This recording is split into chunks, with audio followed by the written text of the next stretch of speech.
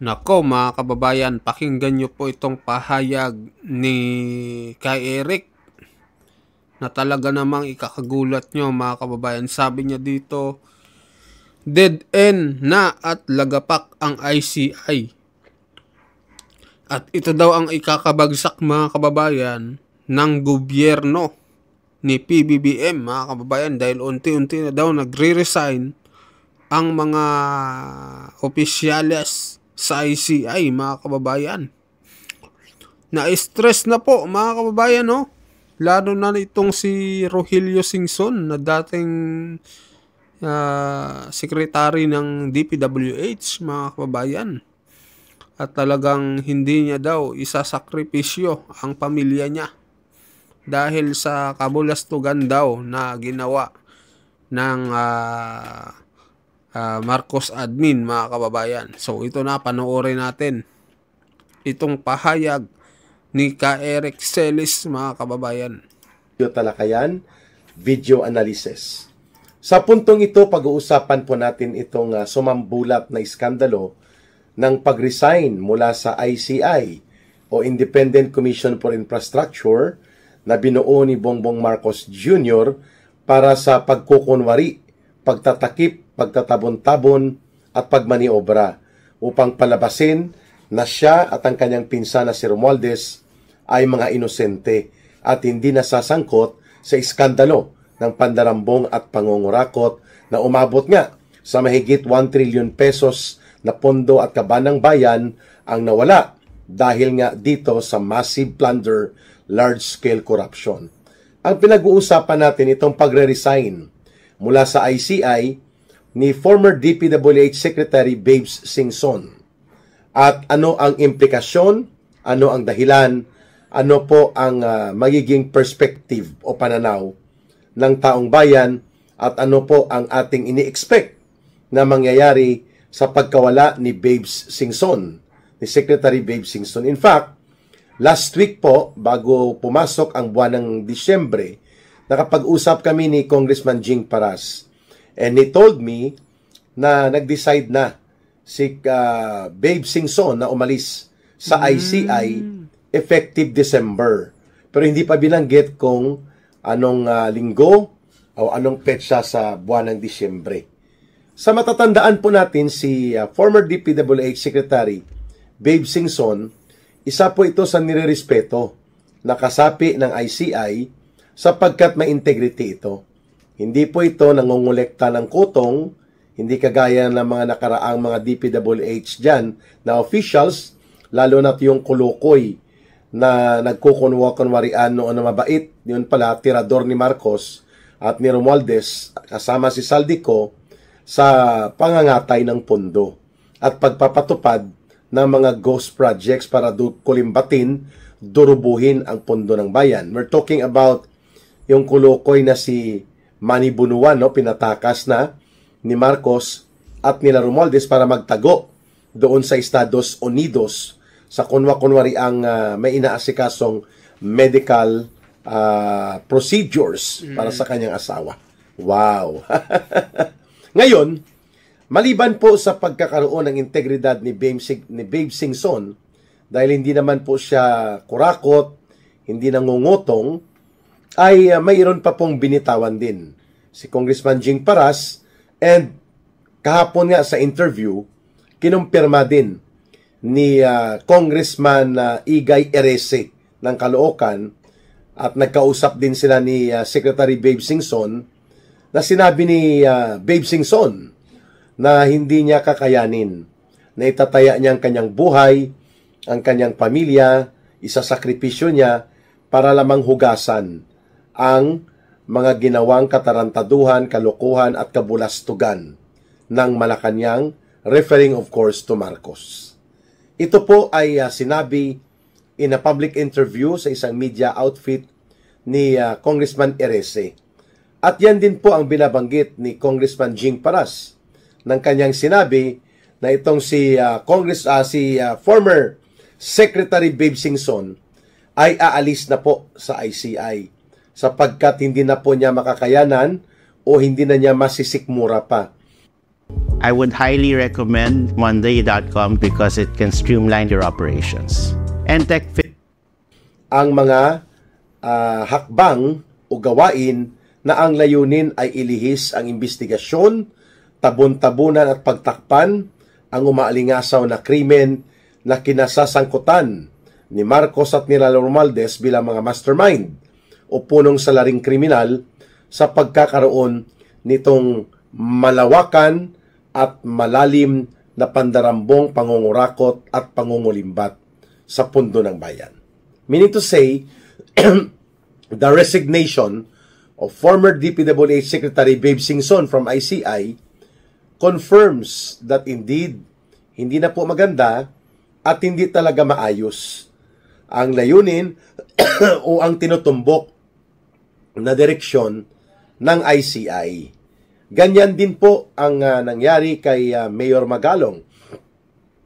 Nang umalis siya, nang nauna pa ang announcement nitong palengkera botangera na tagapagtahol ni Marcos, bago pa iinformahan si Mayor Magalong na kunwari mayroon conflict of interest ang kanyang pagkakanominate bilang bahagi ng ICI dahil nasa active duty pa siya bilang mayor ng Baguio City. Pero palusot na lang po yon dahil si Mayor Magalong gustong i-include ang investigasyon sa Ilocos Norte at iba pang mga area like sa Leyte at iba pang mga kinasasangkutan ni Martin Romualdez na alam po natin isa sa mga hari ng insertions kasama si Sandro Marcos. Nang malaman ito ng Malacanang, ni Marcos lalo na hindi makokontrol si Magalong, pinaiskandalo niya sa kanyang taga-Botangera at taga-pagtahol na si Claire Castro na kunwari nire-review ang appointment ni Magalong dahil posible sa conflict of interest. Napahiya na yung mama, so pinanindigan ni Mayor Magalong na umalis na lang o mag-resign.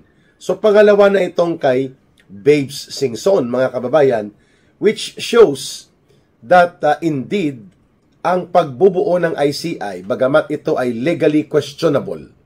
Ibig sabihin po, kailangan when you create an office, you need to have a law passed by Congress. Dapat maipasang batas ang Kongreso. Pag bumuo ka ng opisina na pupunduhan mo, bibigyan mo siya ng kapangyarihan like magsabpina, gumawa ng mga investigasyon, magsampa ng kaso, at parang duplication nga sa function ng ombudsman bago pa maging ombudsman, seremolya, inunahan na ni Marcos itong ICI. At dahil dyan, nag-question ngayon ang maraming mga abogado, kagaya nila Attorney Paras, Attorney Topacio, Attorney Maniluna. Sa Supreme Court, kung ano ba ang legal basis. Dahil walang batas na bumubuo nito, parang ito ay isang executive order lang. So kung executive order lang ito, task force lang dapat, no? Hindi ito pwede maging isang regular body na parang opisina ng gobyerno unless there is a law passed by Congress na nagbibigay ng legal na buhay o batayan sa pag-iral ng ICI. On top of that, sinabi din po ni former DPWH Babe Singson, DPWH Secretary, Babe Singson, na hindi po sapat ang pundo ng ICI kung totoo at talagang gagawin nito ang kanyang mandato na bagamat may mga legal question pa sapagkat buong Pilipinas po ang dapat maimbestigahan, hindi lang po ang flood control projects na karamihan ay ginawang ghost projects. So, of all these limitations, mas nakakatawag pansin po yung inihayag niya na ibinulgar at isinalaysay ni Congressman Erese itong sinasabi niya ni former DPWH Secretary Babe Singson na why should I sacrifice myself, my life, and my family sa kasalanang hindi ko namang ginawa. So, yun po ay malinaw na pag-amin na mayroon ngang ginagawang pagluluto upang tabunan, ilihis at nang sa ganon ay mapagtakpan at mailayo kay Marcos at kay Romualdez ang pananagutang kriminal hinggil po sa pagsambulat nitong mga flood control projects na dinurubo ng sindikato ni Marcos at Romualdez na binubulgar na rin ngayon ni Ginoong Saldico. Pangalawa, doon sa binanggit natin, mawawalan po ng integridad itong ICI sapagkat dalawa ng miyembro nito ang tumiwalag dyan. No, technically, wala na dyan si Magalong at itong si Secretary Babe Singson.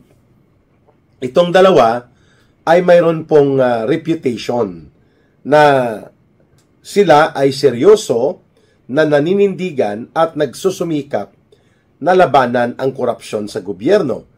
At kung kaya, nailagay nga sila dyan para kunwari magkaroon ng pabango, deodorize politically, at magkaroon ng semblance of integrity and authority ang ICI dahil nandyan si Magalong, nandyan si Babe Singson.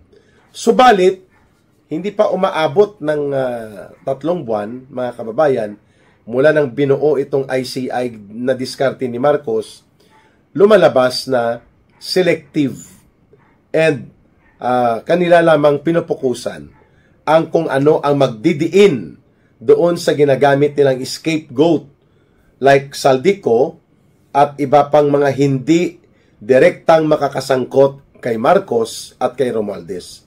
Yung mga sapsap at butete. At yun nga, ang ginawa ng ICI, dahil nakita nila wala silang subpoena authority provided by law at wala silang primary legal entity to prosecute, ay ipinasa nila sa ombudsman ang mga kunwari investigasyon nila. But, yung pagkakasangkot kay Marcos, kay Romualdez, at kay Sandro Marcos sa pamilya nito, ni Bongbong Marcos Jr., sa mga katiwalian, hindi po kasama sa nabibigyang focus atensyon and seryosong hakbang ng ICI, which I think contributed doon sa pagkawala ng pagtitiwala at pagdududa sa integridad at purpose ng ICI ni na Magalong at ni ganon din po ni Babe Singson. Yan. So, may punto ang binibigay na pagbubuyagyag ni Congressman Erese na nagkaroon ng moral falling out. No? Nawala. Hindi lamang yung gana, yung motivation, kundi yung moral drive na magpatuloy pa sa isang gawain na ang layunin ay magsagawa ng pag-whitewash o pagkalo-kalo o paghalo-halo upang ilusot ang mga totoong kriminal at hindi mananagot. Yan pong ibig sabihin ng whitewash, no?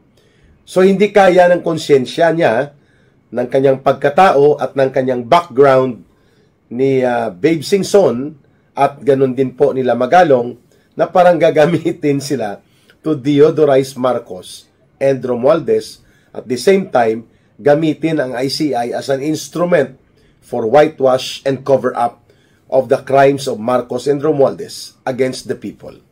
Number 3, malinaw na from the very start po, hindi layunin ng ICI na ipalabas ang katotohanan, ipatupad ang batas ng tama, at kailangan magkaroon ng hustisya at katarungan para sa mamamayang Pilipino na biniktima ng isang malawak na parang sindikato na uri ng panggobyerno ni Marcos at Romualdez at ng mga kapamilya nila. Sapagkat ang layunin talaga ng ICI ay magkaroon ng pang-cover up, panlilito at panluloko sa tao para maniwala sila sa postura ni Marcos na he is fighting and crusading against corruption na ang katotohanan siya ang nagpapanumbalik nito.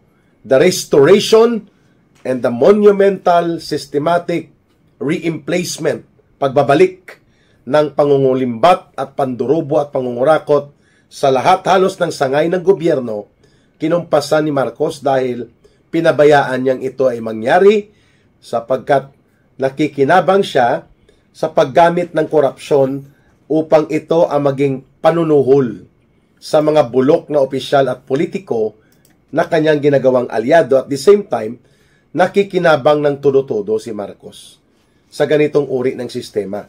So the ICI was purposely created to make a cover-up, to make a whitewash, upang lituhin, linlangin at lokohin ang mga mamamayan patungkol sa pagiging sangkot bilang salaring kriminal na pinuno sila Marcos at Romualdez.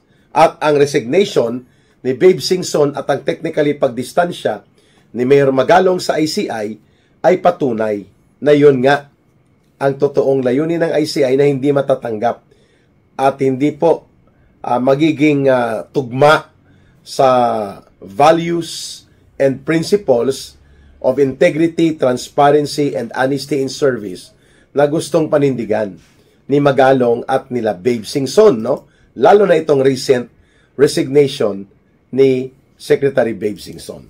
Okay, pang-apat at panghuling punto. Desperado po si Marcos na ang ICI ipanatili niya as support dito sa ombudsman para lumabas na mayroong investigative body na bumuo ng case build-up.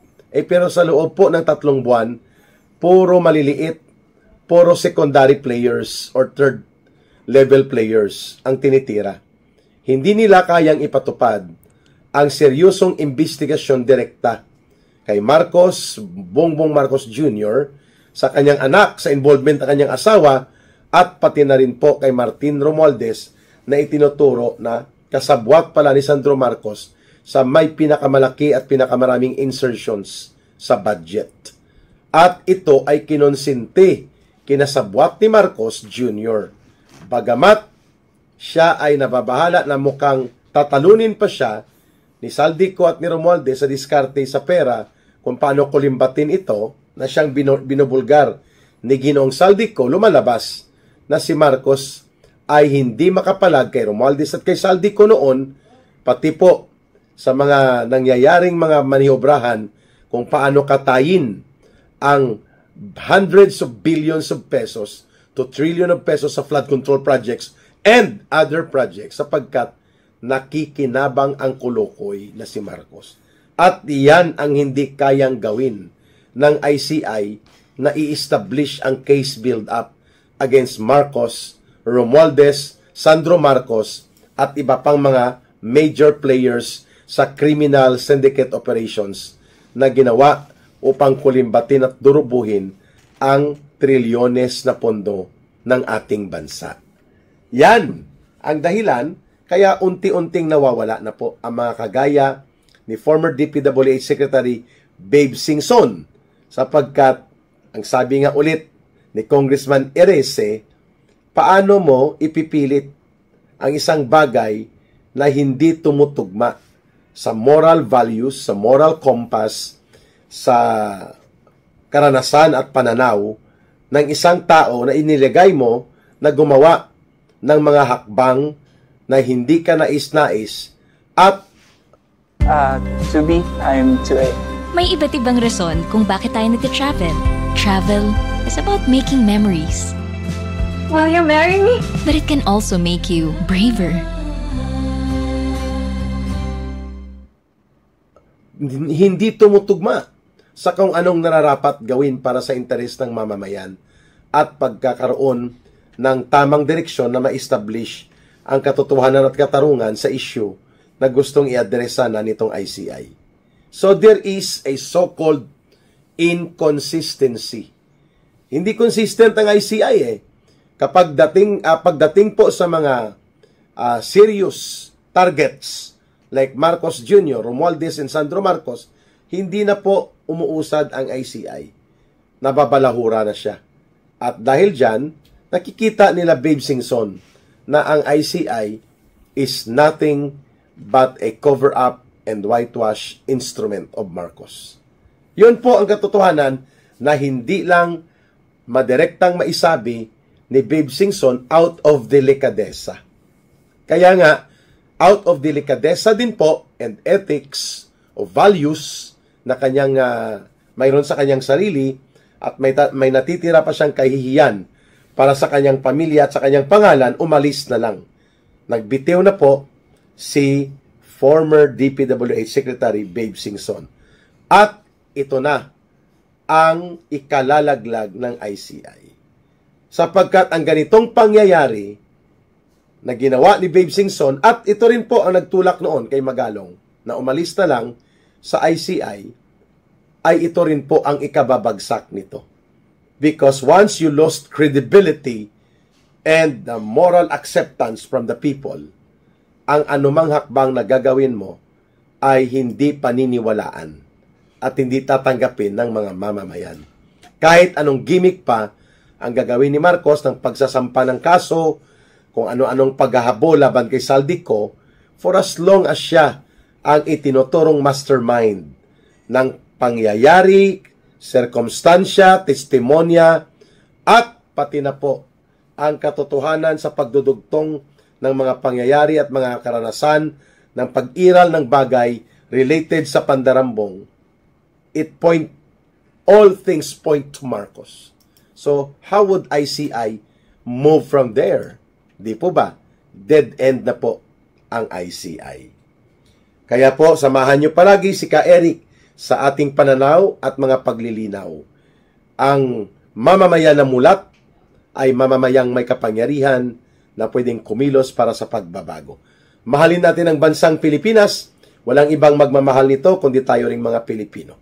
Don't forget, sa gustong tumulong sa atin pong Bangon Sambayanan People's Movement, ang ating GCash line and support line for coordination 0916-308-7710. 0916-308-7710, Rohilda Celis. At wag natin pong kalimutan, i-like, i-share, i-promote ang ating mga videos para sa pagbibigay kaalaman at pagkakaisa ng sambayanang Pilipino. Mas marami nakakaalam at may nalalaman, mas marami ang magbubuo ng paninindigan sa ating hanay ng ating mga kababayan. Para sa Diyos at sa Pilipinas nating mahal, ito po si Ka Eric at ating habilin din, may God bless everyone and may Allah will be with those who are Muslim brothers and sisters. Bye for now. Maraming salamat. Mabuhay ang sambayanang Pilipino. Yun mga kababayan, ano pong masasabi niyo dito sa pahayag po ni Ka Eric? Huwag niyo pong kalimutan na i-subscribe si Ka Eric at i-share yung kanyang video. Ang channel niya is Ka Eric Celis mga kababayan. Ayan. So ano masasabi niyo dito na sabi niya dead end na at lagapak ang ICI dahil nga po dito sa pag-resign ni Rogelio Singson, no? So mag-comment kayo mga kababayan, mag-like at mag-subscribe sa ating video. At sa mga bagong pasok diyan, pa-subscribe din po ng ating YouTube channel. Maraming salamat po.